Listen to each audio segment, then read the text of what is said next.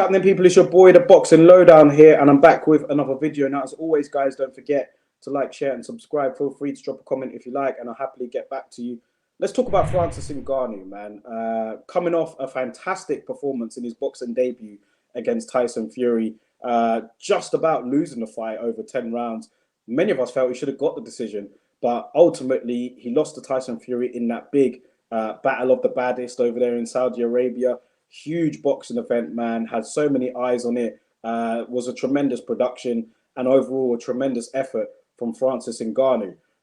He's been undertaking a lot of media work. He's been all over the show, everywhere. He's been taking interviews with all sorts of platforms, and it's good to see him. Obviously, reaping in the rewards. Like I said, even though it wasn't a victory, it felt like one, right? Because nobody felt he had a prayer against Fury. We were saying that if he landed a clean shot on Fury, that's pretty much a good effort. But to go in there and do what he did and, win the fight, according to many, including myself, that is just unprecedented, right? So, of course, he's going to be everywhere. And been catching up on a few of these interviews and shows that he's been doing. And one in particular from TMZ, I saw Francis Ngannou. He was asked, what does he do now? He obviously has a contract with the PFL. He will be looking to continue doing MMA, but boxing is obviously where the money is at, and he's looking to do more boxing fights, right? He's looking to stay in boxing, and it's kind of opened up like a can of worms in the boxing community. Like everybody seems to now want a piece of Ngannou. To be fair to Deontay Wilder and his team, they were looking at the Ngannou fight for quite a while, even before the fight with Tyson Fury. But with what's happened over the last couple of weeks, it has now kind of reopened potential talks with Ngannou and Deontay Wilder. Representatives for Wilder have come out and said that they would like to get that Ngannou fight on. Eddie Hearn seems to be almost begging for an Ngannou AJ fight at this point, keeps on talking about it. And, he's been asked about it, to be fair, but he won't stop talking about it, about putting AJ in there with Ngannou. Other fighters that I've looked at Ngannou, Derek Chisora called out Ngannou the other day. Other fighters want a piece of him.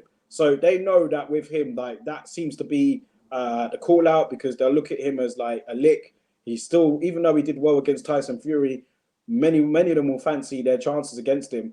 And the fact that, he's only had one professional boxing fight. He's known for being an MMA superstar, not a boxing one.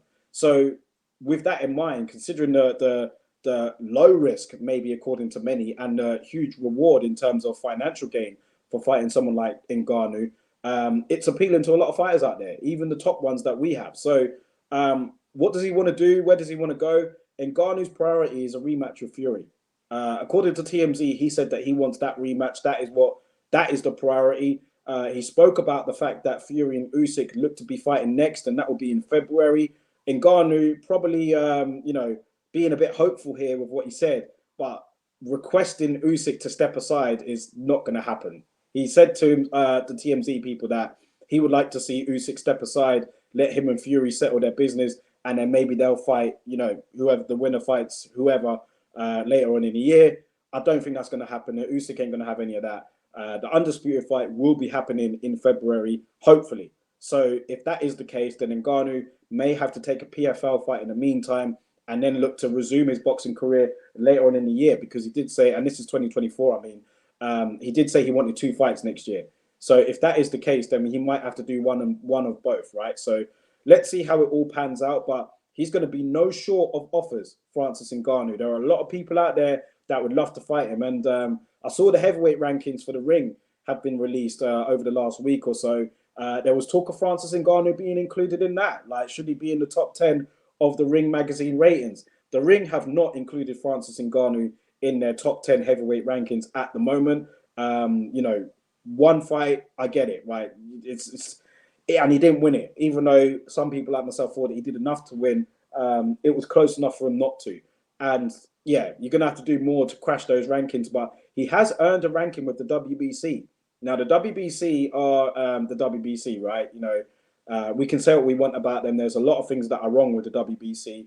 And, giving Francis Ngannou a ranking, they know what they're doing by doing that, right? So, yeah, that allows Ngannou to continue his boxing career. He could possibly push himself up the WBC rankings, look to secure more fights at heavyweight. and it will be interesting to see what happens, man.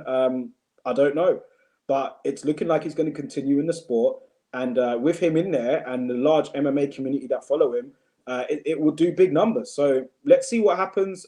Francis Ngannou open to many options, but the priority is Fury.